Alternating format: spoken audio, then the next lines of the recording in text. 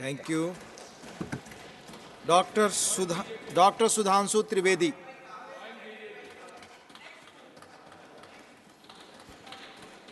माननीय सभापति महोदय, आज महामहिम राष्ट्रपति जी के इस अभिभाषण पर जब हम उसका समर्थन करने के लिए खड़े हुए हैं तो एक अभूतपूर्व और अलग अनुभूति होती है, क्योंकि यह इस नए संसद भवन में राष्ट्रपति का पहला अभिभाषण है। यह स्वतंत्रता का अमृत महोत्सव पूर्ण होने के बाद राष्ट्रपति का पहला अभिभाषण है और गणतंत्र का अमृत महोत्सव प्रारंभ होने के बाद का पहला अभिभाषण है। और अधिक सुखद संयोग यह है कि यह उस संसद भवन के नए परिसर में हो रहा है जिसका श्री गणेश चतुर्थी को हुआ था और जिसमें पहला बिल नारी शक्ति वंदन अधिनियम पारित हुआ था। और वहां पर देश की पहली महिला अनुसूचित जनजाति के वर्ग से आने वाली महामहिम राष्ट्रपति जी के द्वारा इस अभिभाषण को प्रस्तुत करना और भी सुंदर सुखद संयोग बनाता है। और अधिक संयोग बेहतर इसलिए हो जाता है कि जब यह संसद भवन में प्रारंभ हुआ उससे पहले भारत चांद के अछूते कोने को छूने वाला दुनिया का पहला देश भी बन गया था। और माननीय प्रधानमंत्री जी ने उस पॉइंट का नाम पॉइंट शिव शक्ति रख दिया था, अर्थात स्त्री शक्ति का उद्भव भारत में वनवासी क्षेत्रों से लेकर विधानसभा और संसद से लेकर चंद्रमा की ऊंचाइयों तक पहुंचाने का यह सुखद संयोग बना, जो मोदी जी के नेतृत्व में अमृत काल में भारत की उभरती हुई और आकाश छूती हुई एक नई शक्ति का प्रतीक। परंतु यह अमृत काल आया है तो यह आत्मसम्मान का एक नया स्वरूप भी लाया है। अब किंग जॉर्ज की जगह इंडिया गेट के सर्किल पर नेताजी सुभाष चंद्र बोस की मूर्ति है। एक नहीं, सभी प्रधानमंत्रियों का संग्रहालय है। साहिबजादों की स्मृति में, जिसका उल्लेख किया है महामहिम राष्ट्रपति जी ने, वीर बाल दिवस भी है।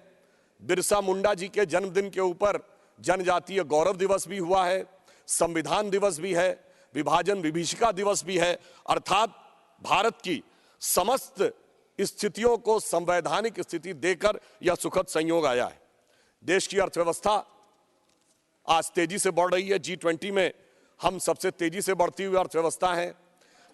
5G रोल आउट करने में हम पहले देश बन गए हैं और ब्रिटिश काल का किंग्सवे कांग्रेस के शासनकाल में राजपथ से होते हुए अब कर्तव्य पथ हो गया है। अब लोक रेस कोर्स रोड लोक कल्याण मार्ग हो गया है। इंडियन पैनल कोड भारतीय न्याय संहिता हो गई है और मुगल गार्डन भी अब अमृत उद्यान हो गया है। और इस बात की स्वीकारोक्ति सिर्फ भारत ही नहीं, पूरी दुनिया कर रही है। वर्ल्ड इकोनॉमिक फोरम के चीफ बॉर्ज ब्रेंडे ने कहा है कि India is going towards the exponential growth with peace and no conflict. Investment in R&D and infrastructure is going in such a way that can make India a $10 trillion economy in a decade. ये world economic forum के chief कहते हैं। और Bill Gates ने यह कहा है कि जो इंडिया ने डिजिटल सिस्टम स्थापित किया है वो पूरी दुनिया के लिए अनुकरणीय है। चैथम हाउस थिंक टैंक ने एक आर्टिकल में कहा है कि G20 showcases the power of new emerging India। और तो और हमारे सबसे बड़े प्रतिस्पर्धी देश माने जाने वाले चाइना के ग्लोबल टाइम्स ने भी मान लिया आखिर में 2 जनवरी 2024 को अपने एक आर्टिकल में यह स्वीकार कर लिया कि मोदी जी के आने के बाद भारत में अर्थव्यवस्था और विकास बहुत तेजी से आगे बढ़ा है। जितनी भी रेटिंग वाली एजेंसीज हैं, Fitch, Moody, IMF, World Bank, Standards and Poor's, ये सब 6.7 से लेके 7.8% तक भारत को बढ़ता हुआ ग्रोथ रेट दिखा रही है। इन सब के अनुसार भारत इस समय वर्ल्ड की सबसे बड़ी प्रमुख इकोनॉमीज में सबसे तेजी से आगे बढ़ रहा है। और सभापति महोदय, मैं कहना चाहूंगा, अब तो इस नए संसद भवन के ऊपर जो भारत के राजकीय चिन्ह के शेर हैं वो भी नई आभा से दिखाई लगने लगे हैं, क्योंकि हमारे बहुत से विरोधी कोर्ट चले गए थे कि शेर कुछ ज्यादा आक्रामक दिख रहे हैं, क्योंकि इनको चाहिए था कि शेर भी बिल्ली जैसे चाहिए थे।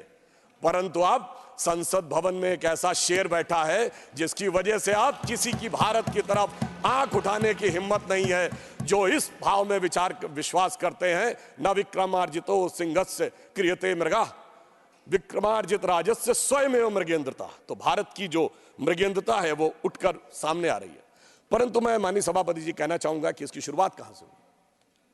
16 मई 2014 को जिस दिन इस देश में सरकार बदली, उस दिन जनादेश जो मोदी जी के नेतृत्व में स्पष्ट बहुमत में हमें मिला, वो सिर्फ सरकार बदलने के लिए नहीं था, विचार बदलने के लिए था और व्यवस्था बदलने के लिए था। और इसके लिए मैं कोट करना चाहूंगा लंदन का संडे गार्डियन, जिन्होंने हम पे हुकूमत की थी, उनके अखबार को कोट करता हूं। वो 18 मई 2014 को लिखता है अपने एडिटोरियल में, India second tourist with destiny. और आगे वो लिखता है 16 मई 2014, यानी वो दिन जिस दिन मोदी जी के नेतृत्व में हमें स्पष्ट बहुमत मिला, should be known in Indian history as the day on which Britishers finally left India. और आगे वो कहता है कि उसका कारण यह है कि आजादी के बाद लंबे समय तक उन विचारों का शासन रहा जिनके ऊपर ब्रिटिश उपनिवेशवादी मानसिकता की विरासत का प्रभाव था, परंतु पहली बार एक ऐसे विचार के हाथ में पूर्ण सत्ता आई है। अटल जी के जमाने में पूर्ण सत्ता नहीं थी, हमारे हाथ में पूर्ण सत्ता आई है, जो अपने इंसेप्शन और इंस्पिरेशन दोनों में पूर्णता भारतीय है और ब्रिटिश कॉलोनियल लीगेसी से कोई उसका मतलब नहीं है। और यह बदलाव वहां पे दिखा जब नीति आयोग बना। 1 जनवरी 2015 को नीति आयोग ने अपनी पहली जो बैठक की, उसमें कहा कि बहुत दिन भारत विदेश से आयातित आर्थिक विकास के मॉडल्स को लेता रहा। कभी हम रूस की कॉपी बनते रहे नेहरूवियन सोशलिज्म मॉडल में, तो कभी अमेरिका की कॉपी बने, मगर पहली बार नीति आयोग ने अपने रेजोल्यूशन में कहा कि now we will not be borrowing upon any model from outside, we will search from original भारतीय मॉडल। और आपने देखा उसके बाद उसकी शुरुआत इस प्रकार से हुई। इस देश में सबसे पहले प्रधानमंत्री जी ने क्या सोचा, वो अंत्योदय के विचार से प्रेरित थे। सभापति महोदय, जब हम लोग सत्ता में नहीं थे तो हम लोग कहते थे, उगा सूर्य कैसा कहो मुक्ति का ये उजाला करोड़ों घरों में न पहुंचा, खुला पिंजरा है मगर रक्त अब भी थके पंछियों के परों में न पहुंचा। तो प्रधानमंत्री जी ने सबसे पहले यह इंश्योर किया जन धन योजना लाके कि गरीबों के पास अकाउंट होने चाहिए, और आज 54 करोड़ अकाउंट हैं, तो थके पंछियों के परों में सीधा वह रक्त पहुंचे जिसमें ना कोई कट हो ना किसी अन्य प्रकार की चीज। फिर चाहे 11 करोड़ लोगों को शौचालय देना हो, 4 करोड़ गरीब लोगों को आवास देना हो। और इसके द्वारा बढ़ते हुए हमारे कई विरोधी लोग कहते हैं कि साहब रोजगार और व्यवसाय में स्थिति ठीक नहीं है, तो मैं बताना चाहता हूं कि 2014 में employ EPFO employees provident fund account, यानी कर्मचारी भविष्य निधि खाता, कोई कर्मचारी बनेगा तभी अपना भविष्य निधि खाता बनवाएगा, क्योंकि वो भी पैसा डालेगा और उसका एम्प्लॉयर भी पैसा डालेगा। 2014 में 11 करोड़ थे, आज 27 करोड़ है। तो इसका मतलब 16 करोड़ लोग ऐसे हुए जिनके की खाते इस दरमियान बने, तो उसमें एम्प्लॉयर भी है, एम्प्लॉय भी है। इसका मतलब रोजगार के सृजन की दिशा में एक महत्वपूर्ण स्थिति आने वाले टाइम में आई। और हमारे तिरुचि शिवाजी कई बार कह रहे थे डेट के बारे में, तो मैं बताना चाहता हूं भारत दुनिया की समस्त अर्थव्यवस्थाओं में डेट टू GDP रेशियो में सबसे बेहतर स्थिति में है।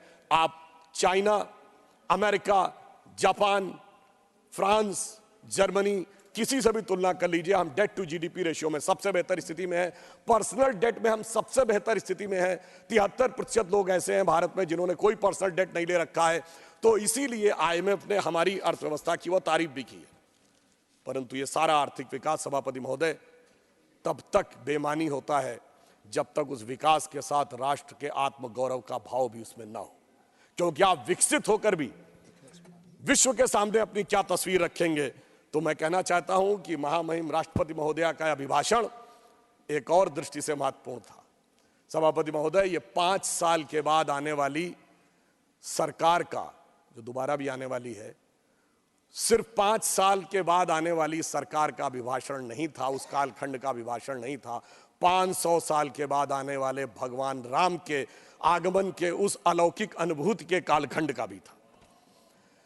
और मैं यह भी बताना चाहता हूं, देखिए इस देश में भगवान राम, उनके जीवन ने इस राष्ट्र और समाज को जो प्रेरित किया, वो राम मंदिर के समय में किस रूप में हुआ मैं बताना चाहता हूं। अगर भगवान राम का जन्म केवल इसलिए हुआ था कि रावण का वध करना था, तो अयोध्या के राजा के रूप में अयोध्या की सेना लेके जाते, रावण को मार देते, परंतु उससे धर्म नहीं स्थापित होता। इसलिए पहले राजा राम को वनवासी राम बनना था, उसके बाद निषाद राज का सम्मान, उसके बाद माता शबरी का सम्मान, उसके बाद सुग्रीव का राज्याभिषेक, फिर बानर, रीछ, भालू अर्थात समाज के उन दूर के कोनों में खड़े हुए लोग जहां तक किसी की दृष्टि भी नहीं जाती थी, सबको संगठित किया और संगठित करके तब जाकर उस समय की विश्व की सबसे बड़ी शक्ति को उन्होंने परास्त किया। अर्थात समाज के हर वर्ग को सम्मान स्थान देकर तब जाकर राम का राज्याभिषेक हुआ था। और आज आप देखिए, चाहे 4 करोड़ गरीबों को आवास मिला है, 11 करोड़ लोगों को शौचालय मिला है और 54 करोड़ लोगों को जनधन अकाउंट मिले हैं, 50 करोड़ लोगों को आयुष्मान भारत में कवर मिला है, वो तो है, परंतु ये भी एक सुखद संयोग देखिए जो लोग हमसे कहने का प्रयास करते हैं। मैं याद दिलाना चाहता हूं, श्री राम जन्मभूमि का शिलान्यास जो 9 नवंबर 1989 को हुआ था, उसकी पहली ईंट जो पूरे शास्त्रीय विधान से हुआ था, जिसको सम्रांगण सूत्रधार कहते हैं उस ग्रंथ के अनुसार, पर पहली ईंट बिहार के कामेश्वर चौपाल ने रखी थी, जो आप लोगों के अनुसार सो कॉल्ड लोअर कास्ट में आते हैं। हम किसी को हायर और लोअर कास्ट नहीं मानते। और फिर संयोग देखिए, जब जजमेंट आता है 2019 में, तो उस समय हमारे महामहिम राष्ट्रपति श्री रामनाथ कोविंद थे, जो अनुसूचित जाति समाज से आते थे। और आज जब राम मंदिर का उद्घाटन होता है, तो हमारी राष्ट्रपति द्रौपदी मुर्मू जी हैं, जो अनुसूचित जनजाति से आती हैं। और उस प्राण प्रतिष्ठा के मुख्य जजमान हमारे प्रधानमंत्री श्री नरेंद्र मोदी जी थे, जो पिछड़े वर्ग से आते हैं।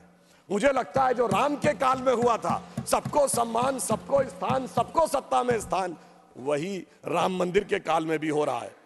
परंतु एक फैक्ट मैं और यहां पे कहना चाहता हूं, कई बार हम लोग उस समय छात्र जीवन में थे और ये कहा जाता था कि साहब ये मंडल के जवाब में कमंडल आया था। तो मैं एक स्पष्ट करना चाहता हूं, ये पूरी तरीके से भ्रांति है। जो उस समय वीपी सिंह की सरकार मंडल लेके आई थी, उसका हमसे कोई लेना देना नहीं था। हमारा आंदोलन 1984 से चल रहा था, 86 में ताला खुल गया था, 9 नवंबर 89 को शिलान्यास हो गया था। आज मैं सारे प्रबुद्ध लोगों से कहना चाहता हूं, मंडल कमीशन किस दिन लागू हुआ? 7 अगस्त 1990, सिर्फ 8 दिन बाद 15 अगस्त था। इतना बड़ा निर्णय जो उस सरकार ने आकर 8 महीने तक नहीं लिया, जो 8 घंटे में होने वाला निर्णय था, क्यों 15 अगस्त को नहीं हो सकता था? मैं बताता हूं उसका कारण बहुत स्पष्ट रूप से। के राजा कुरुप्पु स्वामी की किताब में श्री स्वर्गीय शरद यादव जी ने लिखा कि वीपी सिंह से उनकी बात हुई और वीपी सिंह ने कहा कि मैं 15 अगस्त को इसको ऐतिहासिक अनाउंस करना चाहता हूं, मगर क्या करें, 9 अगस्त को देवीलाल जी की रैली थी और उन्हें इस बात का डर था कि देवीलाल जी की रैली के बाद जनता दल में विभाजन ना हो जाए, बहुत से नेता न चले जाएं। उन्हें इस बात का डर था कि शरद यादव जी भी चले जाएंगे। उस समय कृषक वर्ग में बहुत सी ऐसी जातियां थी जो आज ओबीसी में हैं, उस समय नहीं थी। तो देवीलाल जी की रैली 9 अगस्त को थी, इसलिए 7 अगस्त को करना पड़ा। अर्थात उनका मूल उद्देश्य सामाजिक न्याय, समाज के वर्गों के लिए उत्थान नहीं था, अपनी पार्टी के अंदरूनी समीकरण और उस राजनीति को साधना था। क्योंकि उद्देश्य पवित्र नहीं था, इसलिए न वो पार्टी बची, न उन नेता को सम्मान मिला। जबकि इसके ठीक विपरीत अगर देखें तो हमने ईमानदारी से उस वर्ग के सभी नेताओं को, जैसे श्री कल्याण सिंह जी, उमा भारती जी, विनय कटियार जी, नरेंद्र मोदी जी, ये सब तो मंडल के राज से पहले ही के दौर में आ गए थे। और उसके बाद अगर आज हम देखें तो जो लोग आज हमसे कहते हैं पिछड़े वर्ग की बात, तो मैं कहना चाहता हूं कि हिंदी पट्टी में हमने 5 मुख्यमंत्री बनाए। कल्याण सिंह जी मध्य प्रदेश में, उमा भारती जी, बाबूलाल गौड़ जी, शिवराज सिंह चौहान जी, मोहन यादव जी, और हमने 8 डिप्टी सीएम बनाए। केशव मौर्य जी उत्तर प्रदेश में, सुशील मोदी जी यहाँ सदन में हैं, तारकेश्वर जी, रेणुका देवी जी, और हमने अभी अरुण साव जी छत्तीसगढ़ में, सम्राट चौधरी जी बिहार में। 8 और 5 13, और यदि प्रधानमंत्री जी को मिला लें तो 14। उस वर्ग के 14 लोग हमने बनाए, इसमें 11 लोग अलग अलग जातियों के हैं। ये होता है सबका साथ सबका विकास। और जो लोग आज सामाजिक न्याय की बात करते हैं, अपने परिवार के अलावा एक योग्य व्यक्ति उन्हें नहीं मिलता है। जिस दिन सत्ता देने की बात आती है तो वर्ग तो छोड़िए, अपनी जाति में भी एक योग्य व्यक्ति नहीं मिलता है। केवल अपने परिवार को सब कुछ चाहिए, यानी जाति का चूरन देना है, परिवार को संपूर्ण सत्ता पूरन लेना है। ये उनका उद्देश्य, और हमारी सोच इस मामले में बिल्कुल अलग रहती थी। अब यहां मैं एक और बात कहना चाहूंगा। राम मंदिर के उद्घाटन के समय एक और बात कही गई। हमारे बहुत से लोग कहते हैं इसमें सीता जी का नाम नहीं लिया गया। भाई मैं बताना चाहता हूं, अरे आप लोग थोड़ा सा सहज बुद्धि का प्रयोग करिए।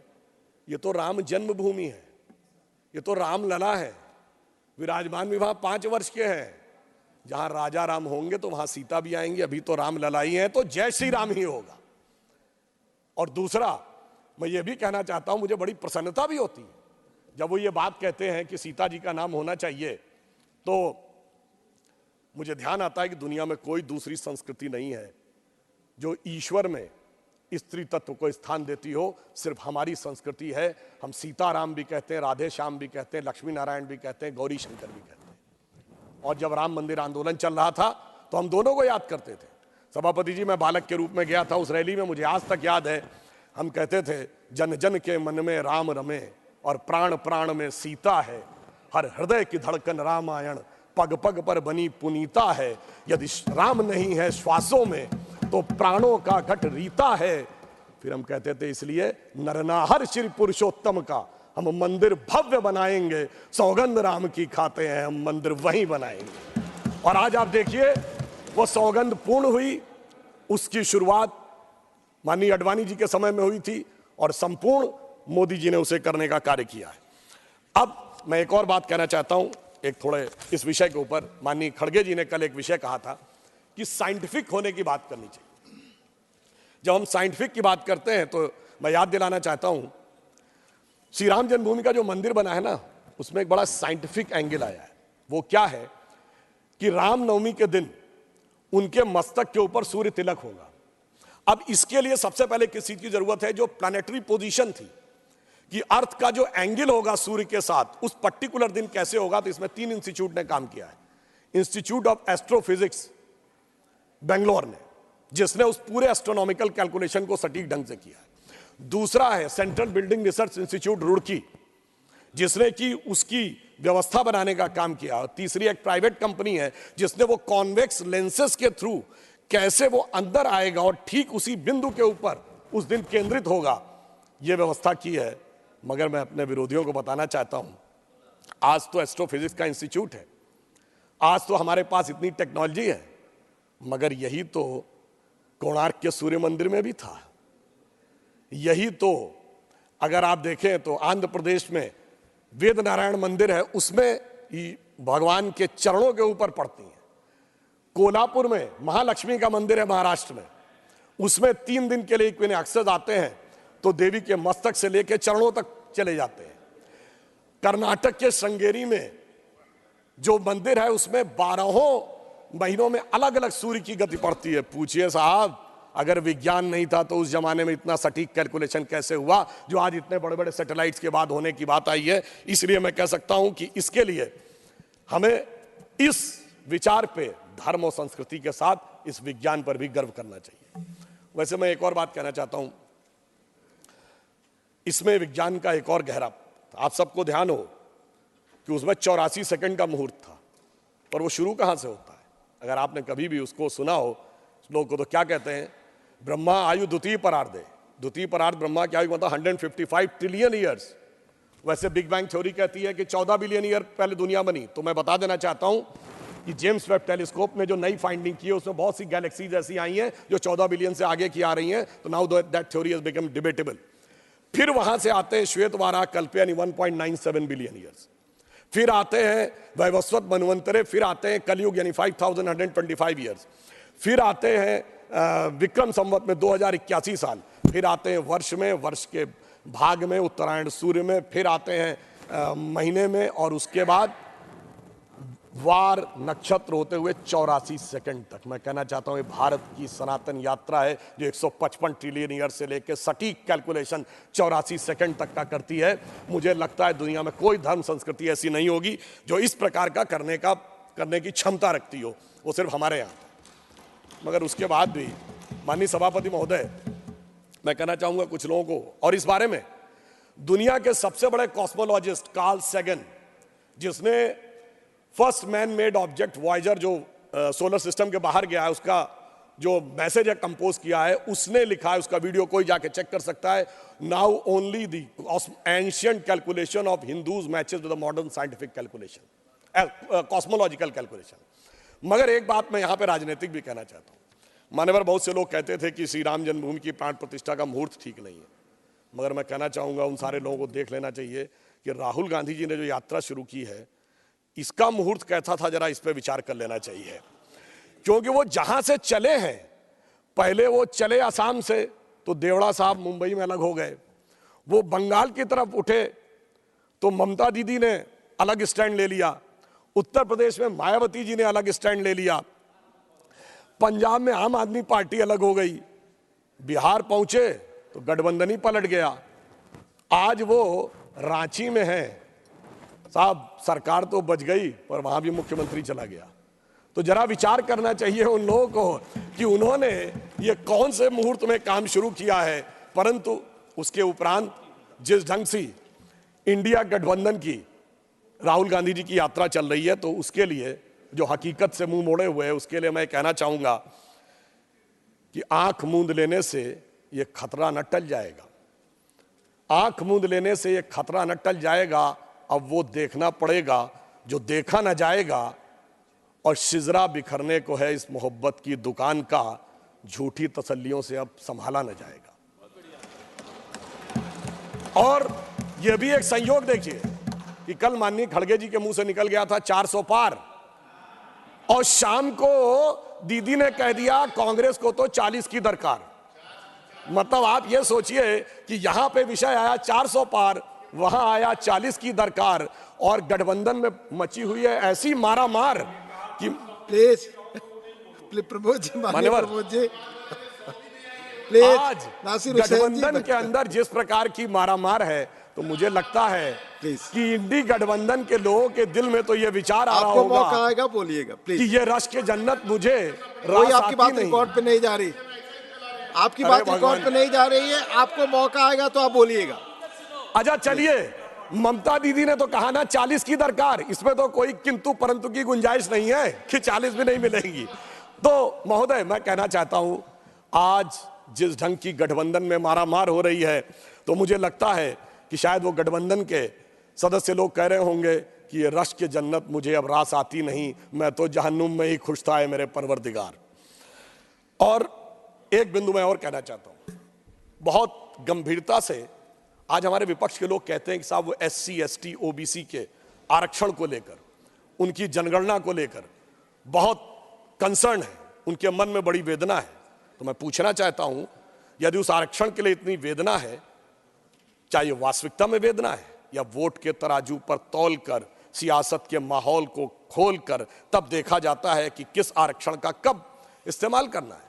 अगर यह सच था तो क्या यह सच नहीं है कि इन्हीं लोगों के शासनकाल में अलीगढ़ मुस्लिम यूनिवर्सिटी से SC ST OBC का आरक्षण समाप्त हो गया, कोर्ट ने उसको क्वैश कर दिया, 81 में फिर इंदिरा जी की सरकार लाई, इलाहाबाद हाई कोर्ट ने फिर क्वैश कर दिया, 2006 में मनमोहन सिंह जी की सरकार फिर लेके आई। कहां चला गया, कहां चला गया? इसलिए कि वोट बैंक पे तौला जाता है कौन सा तगड़ा वाला वोट बैंक है, फिर उसके लिए बोला जाता है। जामिया में खत्म, जम्मू कश्मीर में SC ST OBC का आरक्षण नहीं, क्यों नहीं? और मैं बताना चाहता हूं, जो लोग आज कहते हैं समाज के उन वर्गों के लिए, जम्मू कश्मीर इस देश का एक ऐसा इकलौता राज्य था जहां वाल्मीकि समाज के प्रतिभाशाली बच्चे चाहे कितना भी पढ़ जाएं सिर्फ सफाई कर्मचारी बन सकते थे। जब 370 हटी है उसके बाद वो बराबरी मिली है। आप इस सीमा तक दबा के रखते थे और हमने महर्षि वाल्मीकि इंटरनेशनल एयरपोर्ट बनाया है। यह दर्शाता है मोदी जी की सोच और आपकी सोच में कितना बड़ा अंतर है। और फिर इतना ही नहीं है माननीय सभापति महोदय, बाकी तो छोड़ दीजिए, ये लोग तो अगर इनके नेता के घर पर भी अटैक हो जाए और लगे कि वो दूसरा वाला वोट बैंक ज्यादा तगड़ा, चुप्पी साध लेते हैं। कर्नाटक में कांग्रेस के एक MLA थे, 2018 या 20 की बात है, अखंड श्रीनिवास मूर्ति अनुसूचित जाति के थे, उनके घर पर अटैक हो गया और अटैक करने वाले लोग जला के फूंक दिए। उसके बाद भी लोग शांत रहे, उन लोगों को बेल भी मिल गई, वो बेचारे सुप्रीम कोर्ट गए बेल क्लैश कराने, अब तो खैर पार्टी भी छोड़ के चले गए। तो ये तो वो है कि वोट बैंक की सियासत के लिए अगर घर फूंक तमाशा देखना हो तो वो भी देखने के लिए तैयार रहते हैं, इनको उसमें भी किसी भी प्रकार के। और फिर मैं एक और बात पूछना चाहता हूं, वो कौन था ये बताइए। अगर इस देश के किसी प्रधानमंत्री ने, मान्यवर सभापति जी, कोई बात अगर इस देश में, मैं पूछना चाहता हूं, इस देश में किस प्रधानमंत्री ने कहा था मुस्लिम should have the first right over the national resources of India? आपने तो नहीं कहा SC ST OBC और गरीब का होना चाहिए। हमारे मोदी जी ने कहा गरीब का पहला हक है, वंचित का पहला हक है, किसान का पहला हक है, महिला का पहला हक है। यह दिखाता है कि आपकी हकीकत क्या थी, दिल में क्या है और सामने क्या है। फिर मैं ये भी बताना चाहता हूं कि ये हकीकत जो बोली थी मनमोहन सिंह जी ने ऐसे ही नहीं थी। कर्नाटक की सरकार ने एक आदेश निकाला है। जिस समय चुनाव लड़े थे तो कहा था कि हम सबको जैसे 2000-3000 की जिस प्रकार की छूट देंगे, चुनाव में आ गए। फिर आदेश निकाला कि माइनॉरिटी कम्युनिटी के जो लोग 4 व्हीलर खरीदना चाहेंगे तो सरकार 50% पे करेगी। यानी अगर 4 लाख का होगा तो 2 लाख पे करेगी, 6 लाख का होगा तो 3 लाख पे करेगी। यह है असलियत। एक वोट बैंक के लिए 2 और 3 हजार और दूसरे के लिए 3 लाख। मान्यवर, इसलिए जो पहले था वही आज भी है। और फिर मैं और बताना चाहता हूं, आपस में बात ना करें। हमारे पश्चिम बंगाल के लोग, माननीय सभापति जी, अभी पिछड़ा वर्ग आयोग ने पश्चिम बंगाल की सरकार को तलब किया है। किस बात के लिए तलब किया है? क्योंकि उन्होंने 81 जातियों को जोड़ा ओबीसी में और उसमें 73 मुस्लिम थे। पिछड़े वर्ग आयोग ने पूछा ये कैसे हुआ? साहब अभी तक उसका सही जवाब नहीं दे पाए। और मोस्ट बैकवर्ड के लिए उन्होंने 87 जातियों की रिकमेंडेशन की, उसमें 80 मुस्लिम थी। पिछड़े वर्ग आयोग ने पूछा है और मेरी जानकारी के अनुसार 8 फरवरी को उनके चीफ सेक्रेटरी को, वेस्ट बंगाल के चीफ सेक्रेटरी को बुलाया हुआ है। यह मैं देश के सामने रखना चाहता हूं। यह है असली हकीकत। ऊपर से खाने के दांत और दिखाने के दांत और है। इसलिए हम ईमानदारी के साथ, पूरी संवेदना के साथ हम समाज के सभी वर्गों में किसी भी प्रकार का भेदभाव किए बगैर ईमानदारी से उनके लिए सब कुछ करने को तैयार रहते हैं। और ये वैसे विचार हमारे मित्र लोग अन्यथा न लें, ये उन लोगों की आदत, माननीय सभापति महोदय, पुरानी है। अगर इन लोगों को कोई आपत्ति हो तो मैं कहना चाहता हूं, डॉक्टर बाबा साहब अंबेडकर ने 27 अक्टूबर 1951 को जालंधर में अपने भाषण में कहा था, और किसी को समस्या हो तो doctor Ambedkar writings and speeches published by ministry of social justice in 2014, उसके वॉल्यूम 17 और पार्ट 3 में वो पूरा भाषण है, जिसमें वो बड़े दुख के साथ कहते हैं कि नेहरू जी को माइनॉरिटी कम्युनिटी के प्रति कुछ बहुत ज्यादा लगाव है और इसलिए वो दलितों के हितों की अनदेखी कर देते हैं। उन्होंने कहा कि मैं इस बात के विरोध में नहीं हूं कि मुस्लिमों को नहीं मिलना चाहिए, परंतु दलितों की कीमत पर मिले, मुझे इस बात का बहुत दुख है। और मैं उनका वर्ड कोट करना चाहता हूं। उन्होंने कहा कि नेहरू जी पिछले 20 साल से इस देश के सबसे बड़े नेताओं में से एक हैं। उन्होंने 2000 से अधिक भाषण दिए होंगे और उसमें उन्होंने अनेक बार मुस्लिम समाज के लिए बहुत सारी बातें कही हैं, मगर दलितों के लिए उनको वो देखने को नहीं मिलता। और उनका जो वर्ड है कि मैं मुस्लिमों की उपेक्षा नहीं होनी चाहिए, ये मेरा विचार है, परंतु मुस्लिमों को दलितों की कीमत के ऊपर आनंद करवाया जाए, यह मैं उचित नहीं मानता, क्योंकि दलितों को अधिक सुरक्षा की आवश्यकता है। ये डॉक्टर अंबेडकर के स्पीचेस में लिखा हुआ है। और आज वैसे एक और बात बता दूं मान्यवर, आज ये लोग अपने हिसाब से कैसे बदलाव करते हैं। मान्यवर, मैं देश के समक्ष ये कहना चाहूंगा कि जातिगत आइडेंटिटी की बात आती है तो इस देश में एक ही नेता है जिसकी जाति, उपजाति और गोत्र भी प्रेस कॉन्फ्रेंस में बताया गया, क्योंकि तब उनको लगता है कि उसका फायदा हो सकता है। और इतना ही नहीं, जनेऊ भी दिखाया गया प्रेस कॉन्फ्रेंस में, यानी तब लगा कि शायद इसका फायदा हो सकता है, मगर फिर जब लगा कि कुछ और होना चाहिए तो बदल गए। सिर्फ 5 साल के अंदर बदल गए। और मैं ये भी बात बताना चाहता हूं मान्यवर, जब ये लोग जातिगत विषय की बात करते हैं तो ये भी एक संयोग, इसको अन्यथा न ले। ऑन द लाइटर नोट मैं कहता हूं, इस देश में एक ही प्रधानमंत्री हुए जिन्होंने अपनी जातिवाचक संज्ञा अपने नाम के आगे लगाई। हमने कभी पंडित अटल बिहारी वाजपेयी नहीं कहा था, मगर एक ही पंडित जी हुए भारत की राजनीति में, यानी तब उसका फायदा था तो उस चीज को आगे करना है, आज दूसरा फायदा है तो दूसरे को आगे करना है। इसलिए परिस्थितियों के अनुसार इनका सामाजिक न्याय का समीकरण बदलता रहता है। यह मैं देश को बताना चाहता हूं, जबकि हमारी सोच पिछले 70 सालों में कभी भी किसी भी प्रकार से बदली नहीं है। और मैं यह भी बताना चाहता हूं, इनके एक नेता थे कल माननीय खड़गे जी ने एक विषय की बात कही, जिस विषय की उन्होंने ट्वीट की बात कही, वो ट्वीट डिलीट भी कर दिया गया था और यह भी बता दिया गया था कि वो गलत ट्रांसलेशन था, मगर शायद उनको रिसर्च देने वाली टीम ने ध्यान नहीं दिया। वो जिस सीएम के बारे में बता रहे थे, वो जानते हैं किसका ट्वीट लिख रहे थे? वो उसी के पहले सीएम गोपीनाथ बारदोलोई जी के द्वारा ट्रांसलेटेड का वो सीएम वो लिख रहे थे और उसका ट्रांसलेशन गलत हो गया था। तो मुझे समझ में नहीं आ रहा भाई, वो आप इस सीएम की बात कर रहे थे या उस सीएम की बात कर रहे थे? इसलिए कई बार ऐसा हो जाता है कि उस विषय की जानकारी आधी अधूरी होने के कारण यह समस्या आती। मगर मैं ये भी याद दिलाना चाहता हूं, इसी कांग्रेस पार्टी के एक नेता थे, आवश्यकता होगी तो मैं जगह का नाम, वर्ष तो बता ही देता हूं, 2018 में विधानसभा चुनाव में, और इसका न्यूज भी अवेलेबल है, वीडियो भी अवेलेबल है सोशल मीडिया पे। मोदी जी का नाम लेके हिंदू धर्म के बारे में कहते हैं, ये इनकी जाति क्या है पता है आपको? इनको हिंदू धर्म के बारे में पता है। फिर उमा भारती जी का नाम लेते हैं, फिर हमारे और ओबीसी नेताओं का नाम लेते हैं, फिर कहते हैं इनको कुछ पता होता है, फिर अपनी जाति का नाम लेते हैं, ये सिर्फ हमको पता होता है। मान्यवर, इस ढंग की बात मैं दावे के साथ कहता हूं, अगर किसी भाजपा के नेता ने बोल दिया होता तो जैसे वो एक गाना था ना, आरा हिले छपरा हिले, ये दिल्ली मुंबई नहीं लंदन न्यूयॉर्क हिल गया होता, दुनिया के समुद्रों में सुनामी आ गई होती, पर आपने उनको विधानसभा का अध्यक्ष बना दिया। यह मैं सिर्फ इसलिए बताना चाहता हूं कि बहुत से ऐसे चेहरे हैं जो मौके पर परिस्थिति के अनुसार ये अपना समय बदलते रहते हैं, और इसके बाद अगर आवश्यकता हो तो ये चीज जाकर वेरीफाई की जा सकती है। और यहां मैं एक और बात भी कहना चाहता हूं कि यह विचार कांग्रेस पार्टी का आज जो है यह हमेशा से था। आज कितने संयोग की बात थी कि जब श्री राम जन्मभूमि का शिलान्यास हो रहा था, तो आपको ध्यान है, शायद हमारे बहुत से लोगों को ना ध्यान हो तो मैं बता दूं, 22-23 दिसंबर 1949 की रात को जब श्री राम लला प्रकट हुए थे, तो उसकी सबसे पहली गवाही किसने दी है?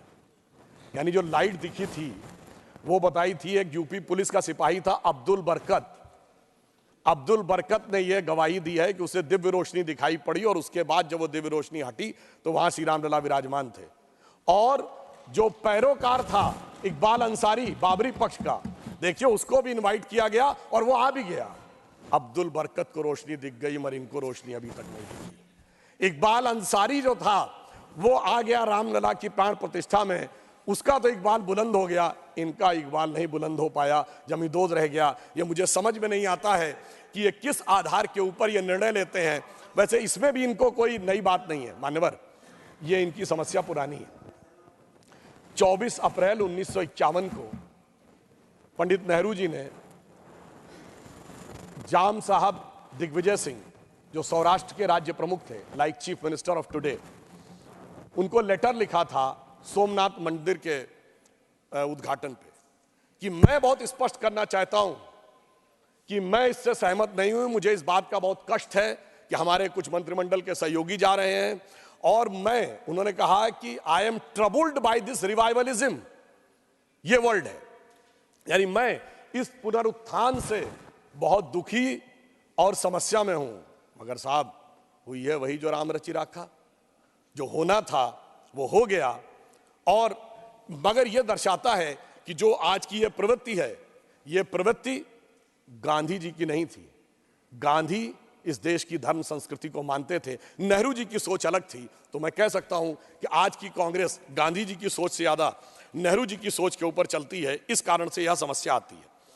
और एक बात मैं और कहना चाहता हूं, मैं एक उदाहरण और कोट करना चाहता हूं मान्यवर, यह भी selected works of Jawaharlal Nehru series 2 volume 17 में है। 1959 में उन्होंने कहा, मैं कोट कर रहा हूं, किसी को समस्या हो तो मैं रेफरेंस के साथ बोल रहा हूं। ललित कला अकादमी में वो भाषण देते हुए कहते हैं, mister Humayun Kabir referred to the great temples of south and Taj Mahal, but whenever I go to south temples of south, in spite of their duty I cannot stand, I feel suppressed. और दूसरी तरफ कहते हैं, but जब मैं ताजमहल देखता हूं तो मुझे बड़ी खुशी लगती है। सेम उसमें, और ये ऑल इंडिया रेडियो के जो टेप्स अवेलेबल हैं नेहरू मेमोरियल लाइब्रेरी में, उसमें भी अवेलेबल है 1959 के उस टेप्स में। यह सिर्फ मैंने बताने का प्रयास किया कि यह सोच इस प्रकार की थी जो भारत की वास्तविक शक्ति और सत्ता को उभरने न देने के लिए थी, और इस कारण से इनकी सोच ऐसी रही। हमारी सोच क्या थी, मैं एक छोटी सी बात कहूं। प्रधानमंत्री जी ने उन सारे श्रमिकों का सम्मान किया, उन पे पुष्प वर्षा की, और ताजमहल के बारे में क्या कहानी है कि श्रमिकों के हाथ कटवा दिए गए थे। और मुझे आश्चर्य है कि जो लोग सर्वहारा की सिद्धांत की बात करते वो उस कहानी को जुलाइज करते थे, और सोचिए हमारे दिमागों में कैसे बैठा दिया गया कि हमें वो सही लगने लगा कि वो एक अच्छी बात थी। यानी एक प्रधानमंत्री जो एक मंदिर निर्माण में जुड़े हुए श्रमिकों का सम्मान कर रहा है, उस पर पुष्प बरसा रहा है, वह तो गलत था, और हाथ कटवाना सही था। मुझे लगता है वो महिमा मंडन करने लायक था, उसे देखने में आनंद की अनुभूति होती थी। मुझे लगता है कि यह समस्या सोचनी चाहिए। और अंत में मैं एक बात कहना चाहता हूं, एक बात और मान्यवर, ये लोग कहते हैं भाई जातिगत जनगणना कराइए, बिल्कुल अच्छी बात है, पर पहले तो बताइए जातिगत जनगणना रोकी किसने थी, किसका निर्णय था? ये 1951 में नेहरू जी का निर्णय था ना, और उस समय तो कॉन्स्टिट्यूएंट असेंबली थी, क्योंकि चुनाव तो 52 में हुए। और फिर हमने बचपन में सभापति महोदय सुना, इंदिरा जी के जमाने में कांग्रेस की क्या सोच थी, जात पे ना पात पे, इंदिरा जी की बात पे मोहर लगेगी हाथ पे। राजीव गांधी जी के जमाने में क्या था, 6 दिसंबर 1990 को इसी सदन में मंडल कमीशन का विरोध करते हुए राजीव गांधी जी ने कहा कि कांग्रेस पार्टी जात पात में विश्वास नहीं करती, हमारा नारा है जात पे ना पात पे, मोहर लगेगी हाथ पे। अरे भाई, मैं पूछना चाहता हूं, नेहरू जी सही थे कि इंदिरा जी सही थी कि राजीव जी सही थे, या आज के आपके कुल गौरव सही हैं, या दोनों सही थे? जैसी मौका मिल जाए वैसा सही था। तो मैं कहना चाहूंगा कि एक जमाने में जो पार्टी कहती थी जात पे ना पात पे, इंदिरा जी की बात पे मोहर लगेगी हाथ पे, वो अपने पुरखों की बात को धर के लात पे पार्टी ले आए फुटपाथ पे। एक और मैं बात कहना चाहता हूं मान्यवर, एक और विषय, माननीय खड़गे जी ने कहा था कि देश की साक्षरता दर और एक इनकलाब आएगा, 1951 में 18% थी। मैं कहना चाहता हूं अपने विपक्षी साथियों से, इनकलाब आएगा नहीं, इनकलाब आ चुका है। जो जो साक्षरता दर बढ़ती चली गई, भारतीय जनता पार्टी का प्रभाव बढ़ता चला गया। मैं आपको सुलभ संज्ञान के लिए बताना चाहता हूं, भारत की साक्षरता दर 50% क्रॉस की 1991 में, हम मुख्य विपक्षी दल बन गए। इंडिया की पॉलिटिक्स यूनिपोलर से बाइपोलर हो गई। 2001 में साक्षरता दर ने क्रॉस किया 60%, हमारे नेतृत्व में गठबंधन की सरकार आ गई। 2011 में 70% क्रॉस किया, मोदी जी के नेतृत्व में स्पष्ट बहुमत की सरकार आ गई। 2021 में 80% क्रॉस करेंगे, 400 के बहुमत की सरकार आएगी। क्यों? जो जो समाज शिक्षित हो रहा है, सत्य का साक्षात्कार हो रहा है। बाबा साहब अंबेडकर ने कहा था, शिक्षा शेरनी का दूध है, जो पी लेगा उसके मन में कोई कंफ्यूजन या संशय नहीं रहेगा। और भारत की युवा पीढ़ी उसको देखकर पूरी तरीके से आगे बढ़ती चली जा रही है। अब यहां पर मैं एक और बात कहना चाहूंगा। एक और आरोप लगाया जाता है कि साहब ईडी और सीबीआई का बड़ा उपयोग हो रहा है। तो मैं याद दिलाना चाहता हूं, आज हम लोग 2024 में बैठे हैं। आज दो दलों का नाम सबसे याद आता है, झारखंड मुक्ति मोर्चा और राष्ट्रीय जनता दल, बिहार और झारखंड का। महोदय, मैं कहना चाहता हूं कि कई बार हम लोग बचपन में देखते थे, फिल्मों का बड़ा फेमस डायलॉग होता था, 20 बरस पहले की बात है। आज मैं कहना चाहता हूं 30 बरस पहले की बात है, 1994। सिर्फ वो उदाहरण दे रहा हूं जो कोर्ट से प्रूव हो चुके हैं। एकमात्र केस जिसमें सुप्रीम कोर्ट से यह प्रूव हो गया कि रिश्वत लेकर सरकार बचाई गई, वो झारखंड मुक्ति मोर्चा रिश्वत कांड 1994, जिस समय झारखंड के जेएमएम के सांसदों ने नरसिम्हा राव की कांग्रेस सरकार बचाई। ये तब क्या मोदी जी थे क्या, अमित शाह जी थे क्या, भाजपा थी क्या? भाई, आप तो उस जमाने से ऐसे चलते चले आ रहे हैं। आज खामखा में हम पे आरोप लगा रहे हैं। मतलब 1997 में लालू प्रसाद यादव जी जेल चले गए, हम लोग युवावस्था से प्रौढ़ावस्था में आ गए लालू जी को जेल से अंदर बाहर देखते हुए, और आज कहते हैं कि साहब वो तो 2014 के बाद प्रॉब्लम है। मैं तो कह रहा हूं 1994 में भी ये साथ साथ थे जेएमएम कांग्रेस वाले, और आज भी साथ साथ हैं।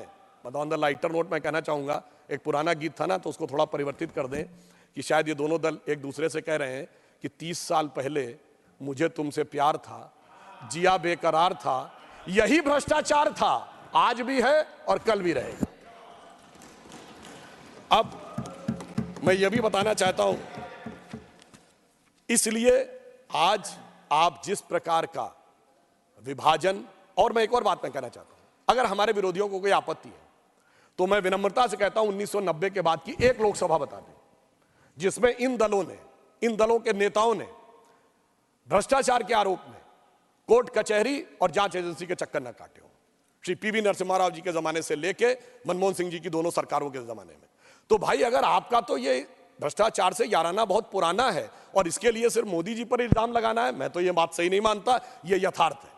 मगर मैं ये भी कहना चाहता हूं कि जब भ्रष्टाचार को कवर अप करना होता है तो कैसे कवर किया जाता है मान्यवर? मैं एक बात कहना चाहता हूं, करप्शन को एक सी से नहीं कई सी से कवर किया जाता है। उसमें कास्टिज्म भी लाना है, उसमें कम्युनलिज्म भी लाना है और उसमें क्रिमिनलिज्म भी लाना है। इस ढंग से कवर अप किया जाता है करप्शन के लिए। तो जब जरूरत होती है तो देश के अंदर विभाजन की बात करो ताकि मुद्दे से ध्यान हट जाए, करप्शन से बात हट जाए। तो कोई क्षेत्र की बात करेगा, कोई वर्ग की बात करेगा, कोई जाति की बात करेगा।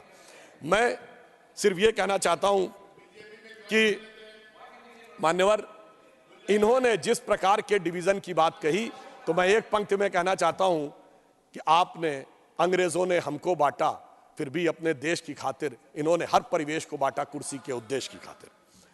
आज एक हमारी सोच, इनकी सोच में क्या अंतर है जो माननीय राष्ट्रपति जी के अभिभाषण से स्पष्ट हुई है। प्रधानमंत्री जी ने कहा है कि अब अमृतकाल आ गया है और हमें इस प्रकार के सभी प्रभावों से अपने को मुक्त करना है और उस प्रभाव से मुक्त होकर हमें एक नई दिशा में आगे बढ़ना है। यहां पर एक और बात कही थी हमारे विपक्षी दलों के लोगों ने, वो कहते हैं हम तो बहुजन की बात करते हैं। मान्यवर, ये वास्तविकता में कहते तो बहुजन की बात है पर करते सिर्फ परिवारजन की बात है।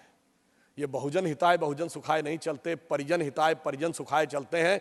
मगर इनकी सोच और हमारी सोच में अंतर यह है कि मोदी जी कहते हैं यदि आप बहुजन की बात करेंगे तो भी कुछ जन तो छूट जाएंगे। तो मोदी जी उस विचार से प्रेरित हैं जो कहती है सर्वे भवन्ति सुखिनः सर्वे सन्तु निरामया सर्वे भद्राणि पश्यन्तु मा कश्चित् दुर्भाग् भवेत्। सबको मिलेगा, जो सरकार की नीतियां होंगी, सरकार के लाभ होंगे, वो सबको मिलेंगे। इसमें किसी भी प्रकार का जो भेदभाव हमारी तरफ से नहीं किया जाता है। और मैं ये भी कहना चाहता हूं, एक और आरोप लगाया गया था कि विपक्ष के नेताओं का सम्मान नहीं होता। माननीय खड़गे जी ने एक उदाहरण दिया था, वो उदाहरण अटल जी के प्रधानमंत्री का नहीं था। वो जब वो विदेश मंत्री बने थे तो विदेश मंत्रालय में जवाहरलाल नेहरू जी की फोटो लगी थी, वो हटा दी गई। तो उन्होंने कहा नहीं, जो देश के प्रथम प्रधानमंत्री थे वो जहां जैसे है वैसे ही रहना चाहिए। ये हमारा संस्कार है और मोदी जी ने उसको कितना आगे बढ़ाया। सरदार पटेल की मूर्ति दुनिया की सबसे ऊंची मूर्ति बना दी। हमने इस बात की चिंता नहीं की कि उनके कालखंड में संघ पर प्रतिबंध लगा था, मगर अफसोस की बात यह है कोई भी आज तक गया नहीं है। अब ये बताइए, भारत रत्न मदन मोहन मालवीय जी तो कांग्रेस के अध्यक्ष थे, उन्हें भारत रत्न मिला। प्रणब मुखर्जी जी कांग्रेस के नेता थे, उन्हें भी भारत रत्न मिला। क्या पद्म अवार्ड तरुण गोगोई जी को नहीं मिला? क्या एससी जमीर जी को नहीं मिला? और अभी आदरणीय कर्पूरी ठाकुर जी को मिला। यह ईमानदारी है हमारी सरकार की। समाज के जिस जिस व्यक्ति ने, जिस जिस महापुरुष ने जो जो योगदान दिया, हमने ईमानदारी से किया है। और इनके यहां ये सम्मान की बात करते, इनके यहां तो ऐसा था मान्यवर, इस देश में 2 ही प्रधानमंत्री हुए जिन्होंने अपनी सरकार में अपने अंदर गठित कमेटी के द्वारा अपने को भारत रत्न अर्पित किया। एक पंडित जवाहरलाल नेहरू और एक श्रीमती इंदिरा गांधी जी। इन्होंने अपने नेताओं को नहीं दिया, हमने सबको दिया। ये मोदी जी की विराट सोच और इन चीजों के बारे में हमारा जो नजरिया है वो उसको दर्शाता है। और मैं ये भी कहना चाहता हूं कि ये उदारता मोदी जी कब दिखाते हैं, जब उनके लिए क्या क्या शब्द नहीं बोला जाता है। मतलब मृत्यु का प्रकार से लेके अनेक प्रकार की बातें, कब्र खुदेगी वगैरह वगैरह, जाने क्या क्या चीजें हैं।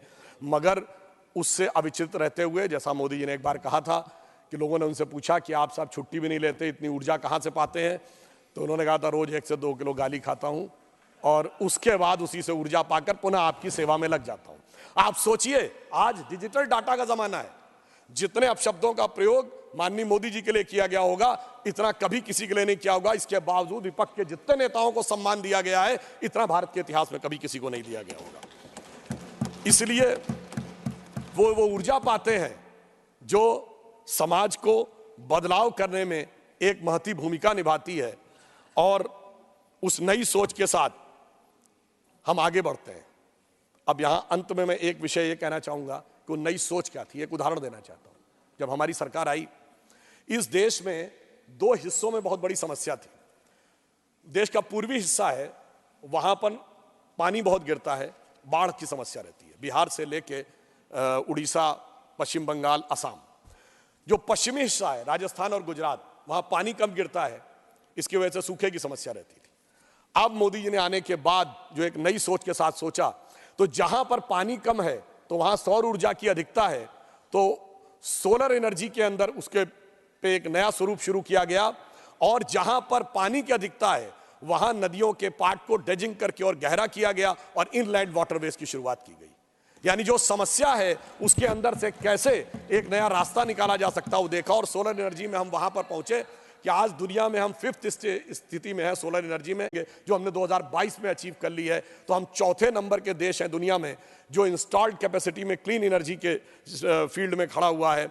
हम 4थे बड़े स्टॉक एक्सचेंज भी हैं, हम 3रे बड़े ऑटोमोबाइल मैन्युफैक्चरर बने हैं, हम 2रे बड़े मोबाइल हैंडसेट के मैन्युफैक्चरर बने हैं, और डिजिटल ट्रांजैक्शन में हम दुनिया में नंबर 1 है, इंफ्रास्ट्रक्चर में हम दुनिया में नंबर 1 है। और सभापति महोदय, डिजिटल ट्रांजैक्शन में 2022 में भारत ने 46%, दुनिया का 46% डिजिटल ट्रांजैक्शन भारत में हुआ, जो इसके बाद के चारों देशों से मिलाकर उससे ज्यादा था। अर्थात एक नई सोच, सोलर एनर्जी, इनलैंड वाटरवेज और डिजिटल ट्रांसफॉर्मेशन भारत को एक नई दिशा में ले जाने में सफल रहा। तो मैं ये कहना चाहूंगा कि इस नई सोच के साथ इस अमृतकाल में हमें आगे बढ़ना चाहिए और ईमानदारी से एक यथार्थ और स्वीकार करना चाहिए। महोदय, हमारे देश में क्या कोई ऐसी घटना हुई? अमेरिका में सिलिकॉन वैली बैंक और न्यूयॉर्क सिग्नेचर बैंक डूब गया, हमारे यहां कोई बैंक डूबा क्या? चाइना की सबसे बड़ी रियल एस्टेट की कंपनी एवरग्रांड डूब गई, हमारे यहां कोई डूबा क्या? चाइना के सबसे बड़े उद्योगपति जैक मा मतलब अघोषित रूप से गायब हो गए। वहां के सबसे बड़े जो बैंकर हैं बान फाओ, वो भी 1 साल से गायब है। इसके बावजूद, और अगल बगल क्या हो रहा है वो तो छोड़ दीजिए, जो पाकिस्तान और श्रीलंका में हो रहा है, इसके बावजूद इन परिस्थितियों में से जिस ढंग से मोदी जी ने इसको निकाला है, तो मैं कहना चाहूंगा कि आपको उनका साथ देना चाहिए और उनका सहयोग करना चाहिए। यह काम इतना आसान नहीं था, और आज स्थिति सिर्फ इतनी नहीं बनी है। आज हम दुनिया के इकलौते देश हैं जो 2 परस्पर विरोधी देश हमको समान रूप से सम्मान देते हैं। अमेरिका कहता है कि India is our strategic partner, और रशिया कहता है कि India is our traditional partner. यह स्थिति जो मोदी जी के नेतृत्व में आई है, यह दुनिया में किसी दूसरे देश के पास नहीं। इसलिए मैं कहना चाहता हूं आप लोगों से, मोदी जी की तरफ से, कि पत्थर पिघलाने का हुनर मुझे आता है, पत्थर को यूं पिघलाने का हुनर मुझे आता है, मैं वो कतरा हूं कि समंदर मेरे घर आता है। और मैं अंत में यह भी कहना चाहता हूं कि आज भारत एक नए स्वरूप की तरफ आगे बढ़ रहा है। हम एक बिंदु बस और कह देता हूं, उसके बाद समाप्त करता हूं। आज हम जिस रफ्तार से आगे बढ़ रहे हैं, दुनिया में हमको जैसा कोऑपरेशन मिल रहा है और भारत की तरफ जिस ढंग की आशा भरी निगाहों से देखा जा रहा है, ऐसा पहले कभी देखने को नहीं मिलता था। मुझे याद है माननीय सभापति महोदय, हम लोग बच्चे थे, राम मंदिर आंदोलन के समय कहा जाता जिस दिन राम मंदिर बनेगा उस दिन मिडिल ईस्ट के देश पेट्रोल देना बंद कर देंगे। आज हकीकत क्या है? आज भारत मिडिल ईस्ट और यूरोप का कॉरिडोर बन रहा है, राम मंदिर भी बन रहा है, कॉरिडोर भी बन रहा है। G20 समाप्त हुआ तो सऊदी अरब के क्राउन प्रिंस मोहम्मद बिन सलमान एक दिन एक्स्ट्रा भारत में रुके व्यापार पे बात करने के लिए। आज हमारा सऊदी अरब के साथ व्यापार हो या जो भी व्यवस्था हो, बहुत तेजी से आगे बढ़ रही है। और वैसे जो लोग साइंस में, टेक्नोलॉजी में रुचि रखते हैं, उन्हें पता हो कि अब तेल की टेक्नोलॉजी का समय 20-25 साल का ही रह गया, वो भी खत्म होने वाला है। तो इसलिए अगर आप देखें कि यदि कोई दृढ़ता के साथ काम करे तो क्या कुछ किया जा सकता है, जो हमारी सरकार ने किया है विश्व में इस विपरीत परिस्थितियों में, उसको मैं कह सकता हूं कि यह इतना आसान काम नहीं था। यह वैसा था जैसे टूटे हुए तार से कोई संगीत बजाना हो या पत्थर पे कोई पौधा उगाना हो, मगर वो भी करके दिखाया है मोदी जी के नेतृत्व में हम लोगों ने। और अब इस अमृत काल के उषा काल में एक नई स्वर्ण रेख भारत के लिए दिख रही है। तो मैं अटल जी की इस पंक्ति के साथ समाप्त करता हूं, जो मोदी जी के एफर्ट्स के लिए एकदम सही उतरती है कि टूटे हुए तारों से फूटे बासंती स्वर। टूटे हुए तारों से फूटे बासंती स्वर, पत्थर की छाती में उग आया नव अंकुर, झरे सब पीले पात, कोयल की कुहुक रात, प्राची में अरुणिमा की रेख देख पाता हूं। यानी अरुणिमा की रेख मतलब एक golden lining in the sky. झरे सब पीले पात, कोयल की कुहुक रात, प्राची में अरुणिमा की रेख देख पाता हूं, गीत नया गाता हूं, गीत नया गाता हूं। तो इस मेरा मानना है, चुनाव में खूब लड़िए, ऊंचे स्वर में हमारा विरोध करिए, पर भारत के विकास के इस गीत को आप भी स्वर दीजिए। इसी अनुरोध के साथ अपना निवेदन समाप्त करते हुए राष्ट्रपति महोदय के अभिभाषण का समर्थन करता हूं। धन्यवाद।